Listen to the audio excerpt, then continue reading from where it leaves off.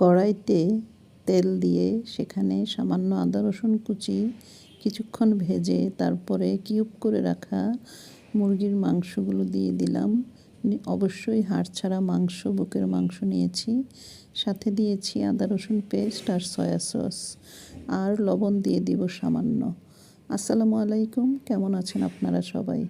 আজকে আমি এখানে হোয়াইট ভেজিটেবল রান্না করছি, অথবা চাইনিজ ভেজিটেবলও বলতে পারেন।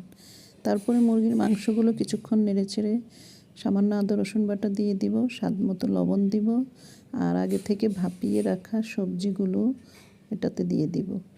ভাপানোর যেই পানিটুকু ছিল, যেই পানি দিয়ে আমি ভাপিয়েছি, সেই পানিটা আমি রেখে দিয়েছি, সেটা আমি এখানে ঝোল হিসাবে ইউজ করব।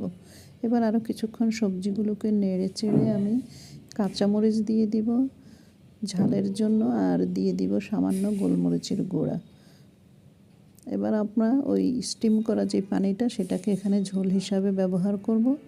তারপরে আরও কিছুক্ষণ নেড়ে চেড়ে আমি দিয়ে দিব কর্নফ্লাওয়ার। 1 টেবিল চামচ কর্নফ্লাওয়ার পানি দিয়ে গুলে আমি এখানে ব্যবহার করব। চাইনিজ ভেজিটেবল আপনি চিকেনও ইউজ করতে পারেন, কিংবা ডিমও ইউজ করতে পারেন, বা চিংড়ি মাছও ইউজ করা যায় আপনার ইচ্ছা মতো।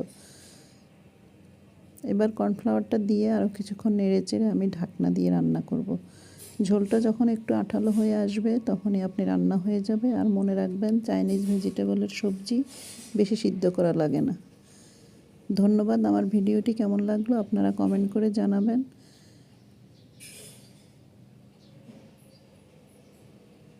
আশা করি আমার পেজের সাথেই থাকবেন, তাহলে সামনে আরও নতুন নতুন ভিডিও দেখতে পারবেন।